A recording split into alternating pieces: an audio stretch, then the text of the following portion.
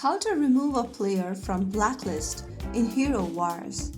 Hi everyone, welcome back to another video from Crazy Gamer. Today in this video, I'm gonna show you how you can easily remove a player from Blacklist if you've accidentally added them to the blacklist. So here's how you do it. Launch open your Hero Wars game on your device, and once logged in, go ahead and tap on the gear icon at the top right corner.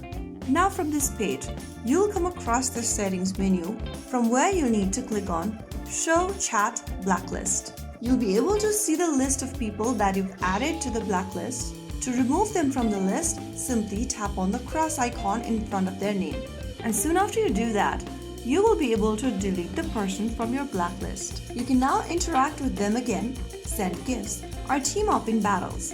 If you found the video helpful, don't forget to like, share, and subscribe to our channel. I will see you again in the next video. Thank you for watching.